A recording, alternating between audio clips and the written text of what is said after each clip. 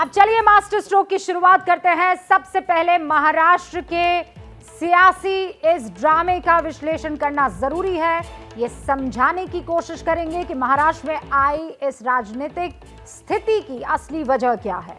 वजह बहुत सी हो सकती है और इन पर लगातार हम बात भी कर रहे हैं, लेकिन असल में ये खेल है क्या और रचा किसने है, इसे समझिए।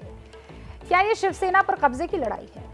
क्या इस पूरी बगावत का उद्देश्य ठाकरे परिवार से पार्टी छीनना है, या फिर एनसीपी की तरफ से ये कोशिश की जा रही है कि शिवसेना को कमजोर कर दिया जाए और उसे सिर्फ मुंबई की पार्टी बनाकर रख दिया जाए, या फिर ये पूरा ड्रामा शिवसेना की तरफ से इसलिए रचा गया है ताकि वो एनसीपी और कांग्रेस के गठबंधन से निकल सके, या फिर ये महाराष्ट्र की राजनीति पर कब्जा करने का बीजेपी का दांव है।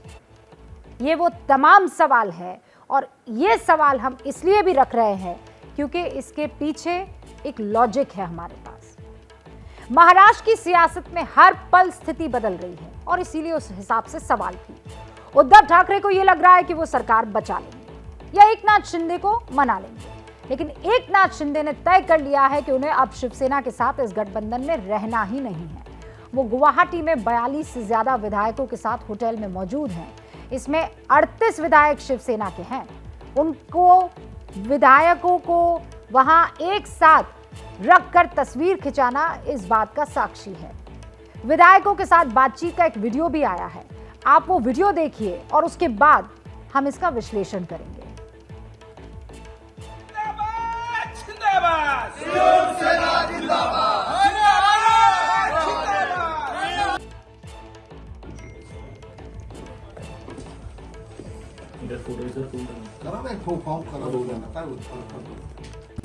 ते नॅशनल पार्टी आहे, ते महाशक्ती आहे, ज्यांनी अख्ख्या पाकिस्तान म्हणजे काय परिस्थिती होती माहिती। तर याच्यामध्ये त्यांनी मला सांगितलेलं आहे, तुम्ही जो हा निर्णय घेतलेला आहे हा देशातला ऐतिहासिक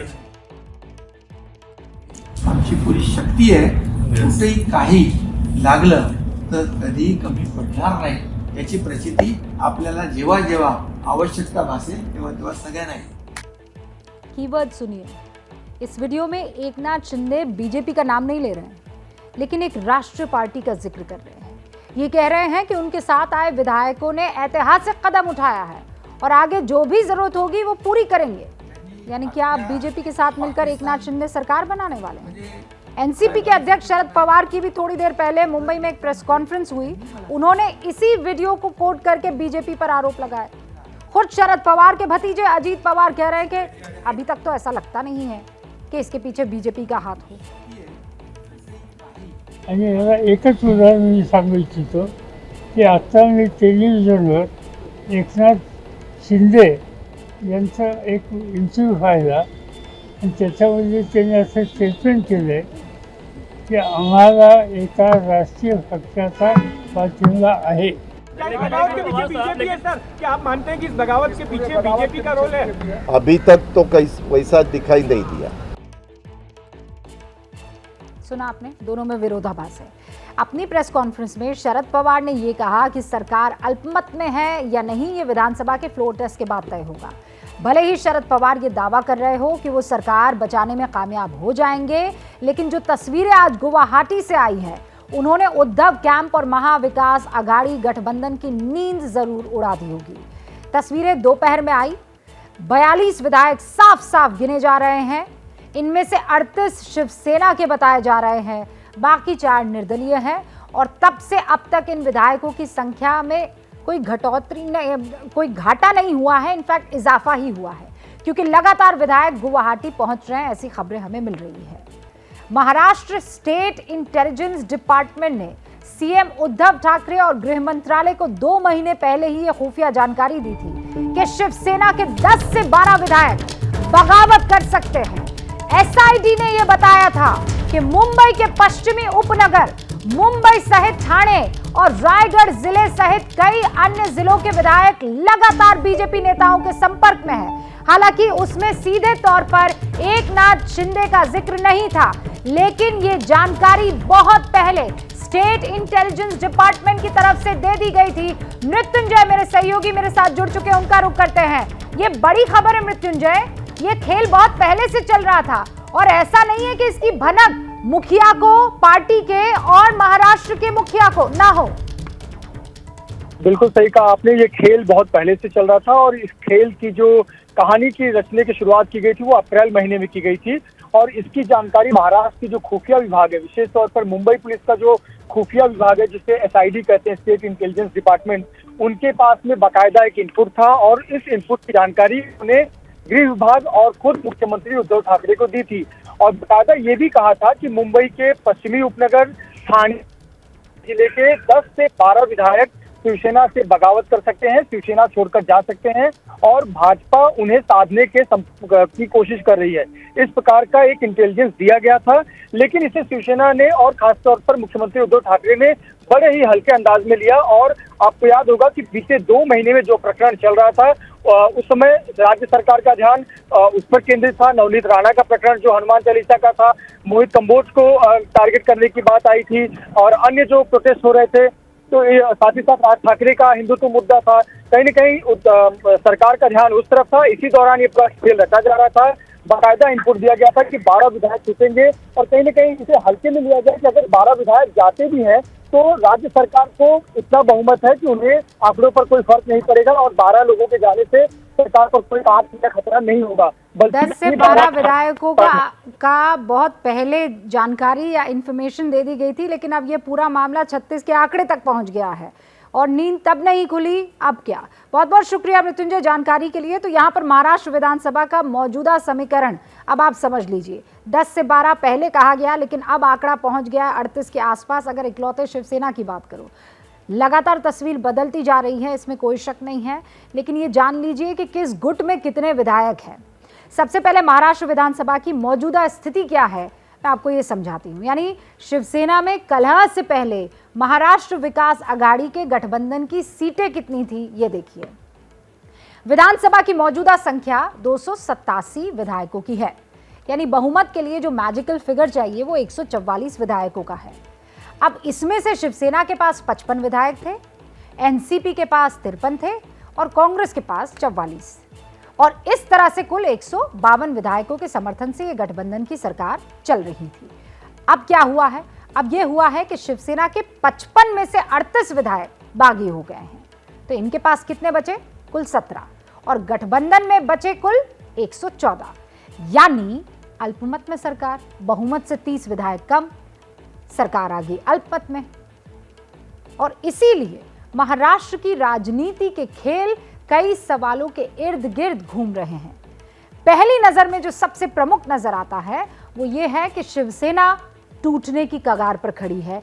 अल्पमत में सरकार के साथ होने के एक जो परेशानी का सबब है उद्धव ठाकरे के लिए, वो उनकी पार्टी का भी टूट जाना है। उद्धव ठाकरे का ये डर है कि कहीं विधायकों के साथ उनकी पार्टी का सिंबल भी ना चला जाए। आगे आपको बताएंगे हम ये सब कुछ, लेकिन सबसे पहले ये समझिए कि हम ऐसा कह क्यों रहे हैं। एकनाथ शिंदे के समर्थन में नवी मुंबई और पालघर के इलाकों में जो पोस्टर्स लगे हैं वो मेरे साथ वाली तस्वीर में आपको दिख रहे हैं। एकनाथ शिंदे को ठाणे, नवी मुंबई और इस पूरे इलाके का एक बहुत बड़ा नेता माना जाता है, कद्दावर। यहाँ शिवसेना का मतलब एकनाथ शिंदे है, लेकिन सवाल ये है कि ऐसा क्यों हुआ? शिवसेना 56 साल पुरानी पार्टी है। बाल ठाकरे ने पार्टी की स्थापना की थी, उनके एक इशारे पर लाखों शिवसैनिक खड़े हो जाते थे। वो कभी किंग नहीं बने, हमेशा किंग मेकर की भूमिका में रहे, रिमोट कंट्रोल अपने हाथ में रखा। वो कभी मुख्यमंत्री नहीं बने, लेकिन उद्धव ठाकरे ने 2019 में यही गलती कर दी। किंग बने, रिमोट किसी और के हाथ में दे दिया। ठाकरे परिवार से होने के बावजूद उनके मन में मुख्यमंत्री बनने की दबी हुई इच्छा सामने आ गई। मौका लगते ही उन्होंने इसे भुना भी लिया और इसके लिए बीजेपी के साथ जो 30 साल पुराना उनका गठबंधन था वो तोड़ दिया। अब हालात ऐसे हो गए हैं कि पार्टी टूटने की कगार पर आ गई है।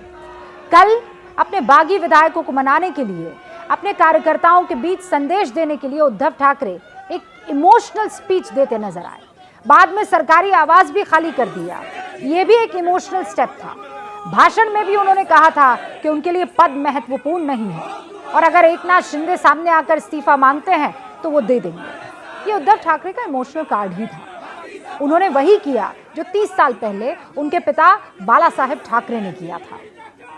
1992 में बाला साहेब की कार्यशैली पर उनकी पार्टी के ही एक साथी ने सवाल उठा दिया। इसके बाद बाला साहेब ने सामना में एक लेख लिखा और ऐलान कर दिया कि वो पार्टी छोड़ रहे हैं। इसके बाद तो बाला साहेब को मनाने की कोशिशें तेज हो गई। फिर यह तय हो गया कि बाल ठाकरे के बगैर शिवसेना कुछ नहीं है। शायद उद्धव ठाकरे को भी यही उम्मीद थी, लेकिन ऐसा होता दिख नहीं रहा है, क्योंकि उद्धव ठाकरे दूसरी पीढ़ी के नेता हैं। उनके पिता ने जिस संघर्ष और कठिनाई से अपनी पार्टी खड़ी की थी, वो संघर्ष उद्धव ठाकरे ने कभी नहीं किया। उन्हें सब कुछ किया, कराया, हासिल हुआ। बस पिता की विरासत को आगे बढ़ाना, ये चैलेंज उनके पास था। इसमें वो फिलहाल तो असफल दिखाई दे रहे हैं, क्योंकि इन बागी विधायकों की तरफ से उद्धव ठाकरे को जो पत्र लिखा गया है, उसमें उन्होंने अपना दर्द बयां कर दिया है, अपनी शिकायतें दर्ज कर दी है, साफ आरोप लगाए हैं कि उद्धव उनकी सुनते नहीं थे। कल वर्षा बंगले के दरवाजे सचमुच जनता के लिए खोल दिए गए। बंगले पर भीड़ देखकर खुशी हुई। पिछले 2.5 साल से शिवसेना विधायक के तौर पर हमारे लिए ये दरवाजे बंद थे। हमें ऐसे लोग चला रहे थे जिन्हें लोगों ने नहीं चुना था। ये लोग विधान परिषद और राज्यसभा के माध्यम से आए थे। शिवसेना विधायक के रूप में हमें वर्षा बंगले तक सीधी पहुंच नहीं मिली। मुख्यमंत्री मंत्रालय की 6ठी मंजिल पर सभी से मिलते हैं, लेकिन हमारे लिए कोई जगह ही नहीं थी, क्योंकि आप कभी मंत्रालय ही नहीं गए। कई बार निर्वाचन क्षेत्र के काम, अन्य मुद्दों, व्यक्तिगत समस्याओं के लिए सीएम साहब से मिलने का अनुरोध करने के बाद हमें बुलाया जाता और बंगले के गेट पर घंटों खड़ा रखा जाता। सीएम को फोन करने पर फोन रिसीव नहीं होता था। आखिरकार हम ऊब जाते और चले जाते। हमारा सवाल यह है कि अपने ही विधायकों के साथ ऐसा अपमानजनक व्यवहार क्यों? ये बागी चिट्ठी है। इस वक्त एक खबर मिल रही है, शिवसेना नेता विधानसभा में स्पीकर के सामने 15 बागी विधायकों की सदस्यता रद्द करने की मांग लेकर पहुंचे हैं। पार्टी ने सुप्रीम कोर्ट के लीगल एक्सपर्ट की मदद से यह याचिका तैयार की है। इसमें कहा गया है कि 15 बागी विधायकों की सदस्यता रद्द करने पर विचार किया जाए। बागी विधायकों के खिलाफ कार्रवाई की तैयारी यहां पर हो रही है। याचिका तैयार करने के लिए लीगल एक्सपर्ट्स की राय ली गई है और उसके बाद इसका खाका तैयार किया गया है। सुप्रीम कोर्ट के शीर्ष वकीलों से याचिका तैयार करवाई गई है। तो कुल मिलाकर शिवसेना टूटने के कगार पर है। शिवसेना के बागी विधायक कह रहे हैं कि एनसीपी इसकी सबसे बड़ी वजह है। एनसीपी तो क्या शिवसेना में बगावत की स्क्रिप्ट एनसीपी ने लिखी है? क्या शरद पवार का प्लान ये था कि महाराष्ट्र में शिवसेना को कमजोर किया जाए ताकि राज्य में उनकी पार्टी सबसे मजबूत विकल्प के तौर पर रहे? क्या महाराष्ट्र की राजनीति को शरद पवार ने एनसीपी बनाम बीजेपी बनाने का दांव चला है? क्या उद्धव ठाकरे को सरकार का चेहरा बनाकर पावर की चाबी जो है वो खुद पवार ने अपने पास रख ली थी? ये वो तमाम सवाल है जिसका जवाब तलाशना है। राजनीति में एक घटनाक्रम के पीछे कई तरह की वजह होती है और एक घटनाक्रम का असर कई तरह से होता है। 2.5 साल देख लीजिए जो बीते हैं। शिवसेना के विधायकों की शिकायत है कि सरकार में सिर्फ एनसीपी की चलती है। मुख्यमंत्री उद्धव ठाकरे हैं, उनकी बात नहीं सुनते हैं, उपलब्ध नहीं रहते हैं। वर्षा बंगले के दरवाजे शिवसैनिकों के लिए बंद हैं, एनसीपी और कांग्रेस के विधायकों के लिए हमेशा खुले रहते हैं।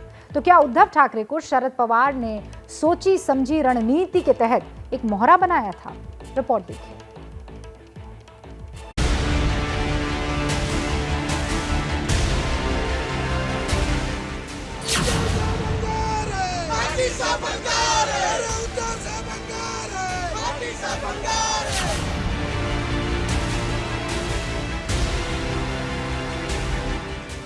काँग्रेस आणि राष्ट्रवादी हे गेले 25-30 वर्ष आपण त्यांच्या विरोधात ते आपल्या विरोधामध्ये हे लढत आलेलो आहोत। मग त्याच्यानंतर हे जे काय घडलं हे सर्वांना माहिती आहे की काँग्रेस आणि राष्ट्रवादीने विशेषतः पवार साहेबांनी ती बैठक आमची तिन्ही पक्षाची झाली। त्या बैठकीमध्ये सगळं ठरलं आणि ते ठरल्यानंतर मला त्यांनी सांगितलं की उद्धव जरा 1 मिनिट बोलायचे आणि बाजूला खोलीत गेल्यानंतर त्यांनी सांगितलं की उद्धव हे सगळं ठीक आहे पण जबाबदारी तुम्हाला घ्यावी लागेल। राजनीति में जैसा दिखता है वैसा होता भी हो ये जरूरी नहीं है। उद्धव ठाकरे जिसे जिम्मेदारी लेना कह रहे हैं हो सकता है वो सोची समझी रणनीति के तहत उनके सहयोगी दल एनसीपी प्रमुख शरद पवार ने उन्हें दी हो। ठाकरे को चुनावी राजनीति और सरकार चलाने का अनुभव तक नहीं था, न ही शिवसेना में कोई ऐसा अनुभवी नेता उनका करीबी था जिसकी सलाह लेकर वो काम कर सके। ऐसे में शरद पवार की सलाह और उनके निर्देश पर सरकार चलाना ही उद्धव को सही लगा। शायद यही वजह रही कि सरकार का कंट्रोल शरद पवार के हाथ में रहा है। जरा हिस्सेदारी पर गौर कीजिए, तस्वीर साफ हो जाएगी। उद्धव सरकार में 31 कैबिनेट मंत्री हैं। 31 में 10 शिवसेना के हैं, 10 कैबिनेट मंत्री कांग्रेस के हैं और 11 कैबिनेट मंत्री एनसीपी के हैं। शरद पवार ने सरकार का चेहरा उद्धव को बनाकर पावर की चाबी अपनी जेब में रख ली। शरद पवार ऐसे चाहते थे कि कोई ऐसे नेता मुख्यमंत्री बने जो शिवसेना चाहते थे, क्योंकि वो बीजेपी के साथ वही डिमांड किया था कि ये बाला साहेब ने बोल के गया था कि हमें शिवसेना को मुख्यमंत्री होना है, तो वो डिमांड शरद पवार ने मान लिया। बाकी कांग्रेस को भी समझाया अगर बीजेपी को सत्ता से दूर रखना है तो ये एक गठबंधन बन सकता है जो महाअघाड़ी के नाम पे बना और उद्धव ठाकरे उसका चेहरा बना। ये शरद पवार का ही बना हुआ था। शरद पवार की पार्टी को ज्यादा पावर, मंत्रालयों में ज्यादा दखल, एनसीपी विधायकों को सरकार में ज्यादा तरजीह, यही वो वजह रही जिसने शिवसेना विधायकों को नाराज कर दिया। 1 साल पहले मुख्यमंत्री उद्धव ठाकरे को शिवसैनिक प्रताप सरनाईक ने एक चिट्ठी लिखी थी। उसमें इसका जिक्र किया था। उन्होंने लिखा था, पिछले 1.5 साल में अपनी पार्टी के कई विधायकों से मेरी चर्चा हुई। सबने कहा कि एनसीपी कांग्रेस के विधायकों का काम झटपट हो जाता है। अपना मुख्यमंत्री होने के बावजूद शिवसेना विधायकों के काम नहीं होते। मतलब साफ है कि गठबंधन की जमीन पर एनसीपी ने असंतोष का बीज सरकार बनाने के बाद ही रोपना शुरू कर दिया था। इसका जिक्र कांग्रेस नेता भी करते हैं। एनसीपी का सवाल था कि जो फाइनेंस मिनिस्टर थे, जिसके बारे में शिवसेना का भी एमएलए ने इस बात का मुद्दा उठाया कि अजित पवार हमें बहुत तकलीफ देते थे। वही बात हमारे भी सामने आती थी और हमारे मंत्री जो थे, मंत्री के डिपार्टमेंट में पैसे नहीं देना, उनको तकलीफ देना, इसी तरह का काम होता था और उसके बारे में हम स्पष्ट कहते थे कि ये ऐसा नहीं चलेगा। आखिरी राज्य की जनता के लिए ये सरकार बनाई है। इसका मतलब ये है कि सरकार में अजीत पवार चाचा शरद पवार का एजेंडा चला रहे थे। अब सवाल ये है कि जब सरकार पर इतना बड़ा संकट आया तो उद्धव के संकट मोचक शरद पवार कहाँ गए? कांग्रेस के नेताओं का क्या रुख है? 22 जून को शरद पवार उद्धव से मिले। दोनों की 1 घंटे तक बातचीत हुई। कांग्रेस के संकट मोचक कहे जाने वाले नेता कमलनाथ 1 दिन के लिए मुंबई पहुंचे। कांग्रेस और एनसीपी गहराते राजनीतिक संकट पर कवायद तो करते दिख रहे हैं, लेकिन संदेश साफ है कि शिवसेना टूटे तो टूट जाए, हमें फर्क नहीं पड़ता, क्योंकि ये पार्टी का अंदरूनी मामला है। वो उनका अंदरूनी मामला है और अभी भी जो है, जो लोग इधर उधर गए हैं उन्होंने गवर्नमेंट का सपोर्ट नहीं निकाला है, ना ही उस पार्टी के प्रमुख ने जो है उन लोगों को पार्टी से निकाला है। तो उनकी संख्या जो है उतनी है जितना जब गवर्नमेंट फॉर्म किया था। शिवसेना टूटने से न कांग्रेस को फर्क पड़ेगा न एनसीपी को। अगर पार्टी टूटी तो सीधा फायदा एनसीपी को जरूर होगा। 2019 में जब महाराष्ट्र विधानसभा चुनाव हुआ तो शिवसेना ने 56 सीटें जीती। इस चुनाव में शरद पवार की एनसीपी ने 54 सीटें जीती। कांग्रेस को महाराष्ट्र में 44 सीटें मिली थी। यानी महाराष्ट्र में एनसीपी का सबसे करीबी मुकाबला अगर किसी पार्टी के साथ है तो वो शिवसेना है। ऐसे में अगर शिवसेना टूटती है तो फायदा एनसीपी को होगा। कांग्रेस राज्य में पहले ही कमजोर स्थिति में है और ऐसे में महाराष्ट्र की चुनावी लड़ाई बीजेपी बनाम एनसीपी ही रह जाएगी। अल्टीमेटली शिवसेना का पॉलिटिकल एग्जिस्टेंस महाराष्ट्र में वो खतरे में है। उसका एग्जिस्टेंस रहेगा कि नहीं रहेगा, ये एक सवाल पैदा हो चुका है। इसलिए इसका जो मराठा जो जितना वोट बैंक है, ये अगर मराठा वोट बैंक कांग्रेस और एनसीपी के बीच में कितना हो और एनसीपी डायरेक्ट बीजेपी के साथ कन्फ्रंट करे, ये पॉलिटिकली शरद पवार को सूट करता है। लेकिन एक सत्ता, राष्ट्रपति चुनाव का पहले एक सत्ता चले जाना, ये तो लिए अपोजिशन के लिए सबसे बड़ा झटका है ना। अगर नतीजों को क्षेत्र के हिसाब से देखा जाए तो मराठवाड़ा, ठाणे, कोंकण और मुंबई में शिवसेना को एनसीपी से ज्यादा बढ़त मिली थी। मराठवाड़ा में शिवसेना ने 12 और एनसीपी ने 8 सीटें जीती थी। ठाणे कोंकण में शिवसेना ने 15 और एनसीपी ने 5 सीटें जीती थी। मुंबई में शिवसेना ने 14 और एनसीपी ने 1 सीट जीती थी। ठाणे क्षेत्र में शिवसेना का जनाधार बढ़ाने वाले एकनाथ शिंदे ही हैं। अगर शिवसेना टूटी तो मुंबई रीजन की ही मजबूत पार्टी बनकर रह जाएगी, क्योंकि 23 जून की दोपहर हुई बैठक में जो 13 विधायक मौजूद रहे, उनमें ज्यादातर मुंबई रीजन से ही चुनाव जीते हैं। अब समझा जा सकता है कि सरकार में सबसे बड़ी हिस्सेदार और सहयोगी एनसीपी इस संकट को शिवसेना का अंदरूनी मामला क्यों बता रही है। और एक बार फिर दोहरा रही हूँ, राजनीति में जैसा दिखता है वैसा होता हो ये जरूरी नहीं है।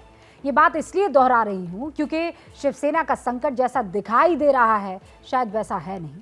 शिवसेना ने बेमेल गठबंधन करके सरकार तो बहुत उत्साह के साथ बना ली, लेकिन गठबंधन के साथियों को बरतने के बाद ये जाना कि ऐसे हालात में सरकार चलाना मुश्किल है। तो क्या विधायकों की नाराजगी के बहाने शिवसेना ने महागठबंधन से निकलने का दांव चला है? क्या हिंदुत्व की विचारधारा छोड़ने की बदनामी से बचने के लिए दांव चला है? सवाल यह भी कि क्या शिवसेना विधायकों और नेताओं ने ईडी की कार्रवाई से बचने के लिए सरकार गिराने का प्लान बनाया है?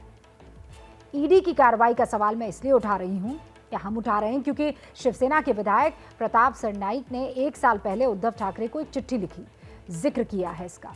सरनाईक ने इस बात पर जोर दिया था कि बीजेपी के साथ गठबंधन करने से शिवसेना का फायदा है। गठबंधन ना होने की वजह से शिवसेना विधायकों को केंद्रीय एजेंसियों के राडार पर रखा गया है। विधायक प्रताप सरनाईक के खिलाफ ईडी की जांच चल रही है। ईडी ने हाल में ही एक केस में सरनाईक की 11 करोड़ रुपए से अधिक की संपत्ति कुर्क की। शिवसेना विधायक और ट्रांसपोर्ट मंत्री अनिल परब के 14 ठिकानों पर ईडी छापेमारी कर चुकी है। शिवसेना नेता यशवंत जाधव पर नकली कंपनी के जरिए आर्थिक लेन देन करने का आरोप है। इनकम टैक्स का छापा पड़ चुका है। भायखला की शिवसेना विधायक यामिनी जाधव की केंद्रीय एजेंसियों के राडार पर होने की खबर है। शिवसेना विधायक रविंद्र वायकर पर भी मनी लॉन्ड्रिंग का आरोप है। उद्धव ठाकरे की पत्नी के भाई श्रीधर पाटनकर, उन पर भी ईडी ने कार्रवाई की है। श्रीधर के 11 फ्लैट ईडी ने मार्च के महीने में जब्त किए हैं। चिट्ठी में प्रताप सरनाईक ने कई नामों का जिक्र किया था। शिवसेना नेता राज्य के गृह मंत्री अनिल देशमुख और मंत्री नवाब मलिक का हाल देख चुके हैं। दोनों नेताओं को भ्रष्टाचार के आरोप में जेल जाना पड़ा है। शिवसेना विधायक नहीं चाहते कि उनके खिलाफ ईडी जांच करे तो और कोई सबूत मिले और वो जेल चले जाए। जांच की आज तो खुद ठाकरे परिवार पर भी है। तो हो सकता है कि वर्तमान और भविष्य की चिंता में खुद ठाकरे परिवार ने यह दांव चला हो। ये क्या खेल हो रहा है ये तो शिवसेना ही जानती है। उनके लीडर्स अलग अलग स्टेटमेंट्स भी दे रहे हैं। देखिए ये तो शिवसेना बेहतर जाने। उद्धव ठाकरे जी कुछ और कहते हैं, संजय राउत जी कुछ और कहते हैं। सहयोग था कि सरकार बन गए, लेकिन महाराष्ट्र में जब से शिवसेना ने बीजेपी का साथ छोड़ सरकार बनाई, मुसीबतों की कतार लग गई। महाराष्ट्र की राजनीति के जानकार भी मानते हैं कि शिवसेना का महाविकास आघाड़ी के साथ राजनीतिक भविष्य नहीं दिखाई देता। पिछला चुनाव उन्होंने लोकसभा और विधानसभा का शिवसेना ने बीजेपी के साथ मिलकर लड़ा था और जीता था। तो आज जितने भी विधायक और सांसद हैं तो वो बीजेपी के साथ वाले चुनाव के नतीजे हैं उनके। तो अगला चुनाव उनको लगता नहीं है, भरोसा नहीं है कि एनसीपी और कांग्रेस के साथ में वो उसी तरीके से जीत पाएंगे।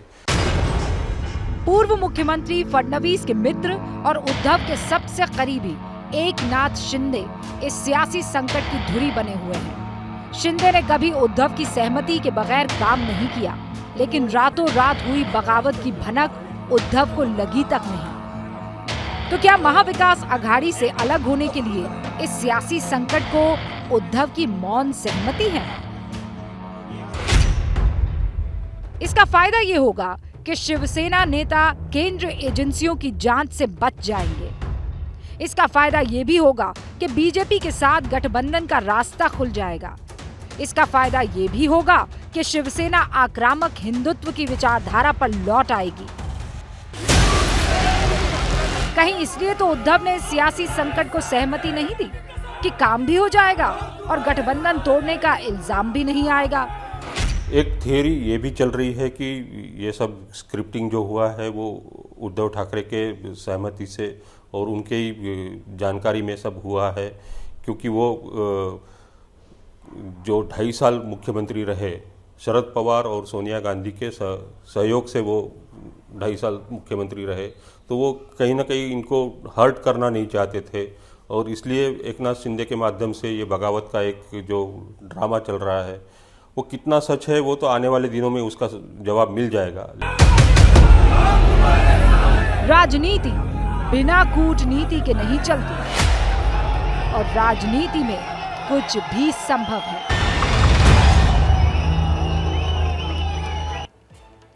महाराष्ट्र में सियासी घमासान पहली बार नहीं हो रहा है। इस राज्य की सत्ता के लिए संग्राम और जबरदस्त उलटफेर का इतिहास पुराना रहा है। 1978 में कुछ इसी तरह शरद पवार ने महाराष्ट्र में बगावत का बिगुल फूंककर सीएम की कुर्सी पर कब्जा किया। महाराष्ट्र की राजनीति के इतिहास में सियासी रस्साकशी की अनगिनत मिसाल मिलती है और एक बार फिर महाराष्ट्र में वही सियासी संग्राम मचा हुआ है और इसकी वजह है देश की राजनीति के रण में महाराष्ट्र की अहमियत। यह अहमियत क्यों है ये आपको बताऊं, उससे पहले देखिए कैसे उद्धव ठाकरे के सीएम बनने के बाद से महाराष्ट्र में लगातार सियासी दंगल मचा हुआ है।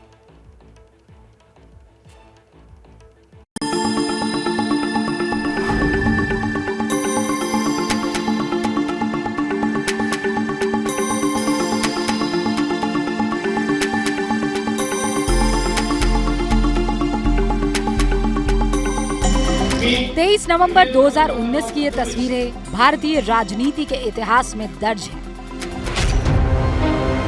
महाराष्ट्र में जब सबसे बड़ी पार्टी होने के बाद भी कुर्सी बीजेपी से दूर हो गई तो उसने एनसीपी में तोड़फोड़ कर सरकार बनाने की कोशिश की। ये कोशिश कामयाब नहीं हुई और बीजेपी के दिल में महाराष्ट्र की कसक कभी खत्म नहीं हुई। मी उद्धव बाळासाहेब ठाकरे ईश्वर साक्ष शपथ घेतो की कायद्याद्वारे स्थापित झाले आहे अशा भारतीय संविधानाबद्दल मी खरी श्रद्धा व निष्ठा बाळगेन। कांग्रेस और एनसीपी की मदद से उद्धव ने सरकार तो बना ली, लेकिन बीजेपी ने कभी हार नहीं मानी और महाराष्ट्र पर कब्जे की लड़ाई खत्म हुई ही नहीं। उद्धव की सरकार बनने के बाद बीजेपी लगातार महाविकास आघाड़ी को घेरती रही। अनिल देशमुख रिश्वत कांड का मुद्दा छेड़ा, देशमुख का इस्तीफा हुआ। फिर नवाज मलिक और दाऊद कनेक्शन पर जंग छिड़ी, नवाब मलिक को जेल जाना पड़ा। टिकटॉक स्टार केस में वन मंत्री संजय राठौर का इस्तीफा हुआ। फिर विधानसभा चुनाव आया तो नंबर गेम में बीजेपी को 4 सीटें मिलनी थी, लेकिन जीती 5। इसी तरह राज्यसभा चुनाव में बीजेपी को 2 सीटें मिल रही थी, लेकिन जीती 3। इस जीत के बाद बीजेपी नेता देवेंद्र फडणवीस ने यह भी कहा था कि राजनीति गणित नहीं बल्कि केमिस्ट्री है। देखिए, 3 पार्टियां साथ में आती है तो विजय होता है, ये पॉलिटिकल अर्थमेटिक नहीं कहता, क्योंकि राजनीति में अर्थमेटिक नहीं चलता, पॉलिटिकल केमिस्ट्री चलती है और पॉलिटिकल केमिस्ट्री हमारे साथ थी और आगे भी हमारे साथ रहेगी। फडणवीस का ये दावा सही भी है, क्योंकि महाराष्ट्र में शिवसेना का खेमा खाली करने वाले एकनाथ शिंदे की केमिस्ट्री फडणवीस से जबरदस्त है और ये माना जा रहा है कि इसी केमिस्ट्री के दम पर बीजेपी ने महाराष्ट्र के अपने सपने को कभी नहीं छोड़ा, क्योंकि राष्ट्र पर राज के लिए महाराष्ट्र बेहद जरूरी है। महाराष्ट्र की कुर्सी की आस बीजेपी ने क्यों नहीं छोड़ी, अब इसे समझिए। लोकसभा सीटों के आंकड़ों पर नजर डालें तो यूपी देश का सबसे बड़ा राज्य है, 80 सीटें आती हैं। लोकसभा में 14.97% की हिस्सेदारी है। इस राज्य में बीजेपी की सरकार है। दूसरा सबसे बड़ा राज्य महाराष्ट्र है, 48 सीटें हैं। कुल सीटों का 9.21% है। यहाँ महाविकास आघाड़ी की सरकार है। सीटों के लिहाज से तीसरा बड़ा राज्य पश्चिम बंगाल है, 42 सीटें हैं, टीएमसी की सरकार है। 40 सीटों वाले बिहार में बीजेपी जेडीयू की गठबंधन सरकार है। 39 सीटों वाले तमिलनाडु में डीएमके की सरकार है। संसद में बड़ी हिस्सेदारी रखने वाले राज्यों में इस वक्त सिर्फ यूपी ही बीजेपी के पास पूरी तरह से है। बिहार में गठबंधन की सरकार है, बाकी राज्यों में उसकी सरकार नहीं है। पश्चिम बंगाल, तमिलनाडु में नंबर गेम भी बीजेपी के फेवर में नहीं है। ऐसे में महाराष्ट्र ही वो राज्य है जो लोकसभा में 10% सीटें भी देता है और वहां बीजेपी के पास सरकार बनाने का मौका भी है। नंबर गेम के साथ सियासी गुणागणित के नजरिए से महाराष्ट्र अहम हो जाता है, क्योंकि शरद पवार इस वक्त विपक्ष की राजनीति का केंद्र बने हैं। उद्धव की सरकार गिरने पर पवार का पावर सेंटर कमजोर होगा। 2024 में बीजेपी के लिए फायदेमंद ये साबित हो सकता है। ऐसे में इस सियासी गुणागणित के साथ ही राजनीति में महाराष्ट्र की अहमियत, इसकी मजबूत अर्थव्यवस्था भी है। समझिए, राज्य की जीडीपी 32 लाख करोड़ की है। देश की जीडीपी में 14.2% की हिस्सेदारी है। एफडीआई की बात करूं तो महाराष्ट्र की हिस्सेदारी 28.2% की है। अमीर राज्य राजनीतिक दलों की पार्टी चंदे के लिए अहम राज्य बन जाता है, मत भूलिए, और इसीलिए ये बीजेपी के लिए एक अहम राज्य हो जाता है।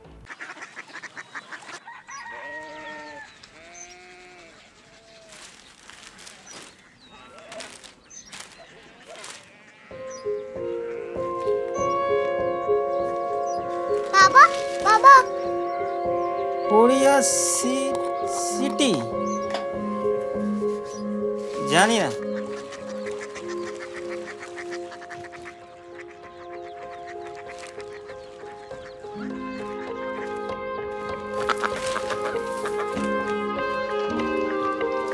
Korea city? হ্যাঁ।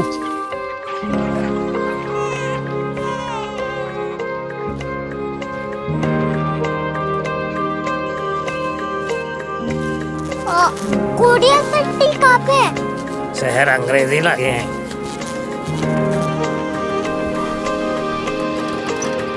Korea city.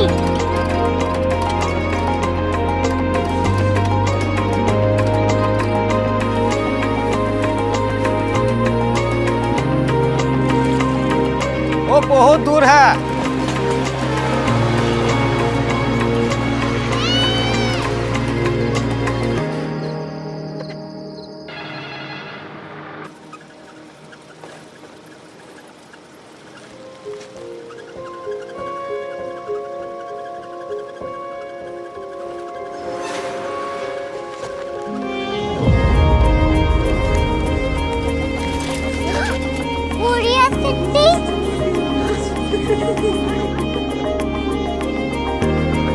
दुनिया कुछ लोग बड़े होते हैं। कोरिया सिटी कहाँ है? प्रोफेसर साहब को पता होगा। हो, ये छोटा वाला ग्लोब लगता है और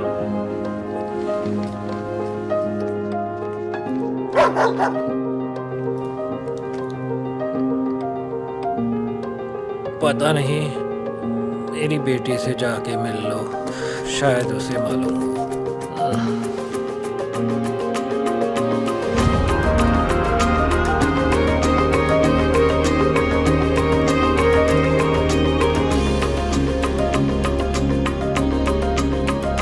हाय, बाबा ने भेजा है। Come here. Korea city. Korea city नहीं, क्यूरियोसिटी। वो क्या? That's what brought you here? जो तुम्हें यहाँ तक ले आया। क्यूरियोसिटी।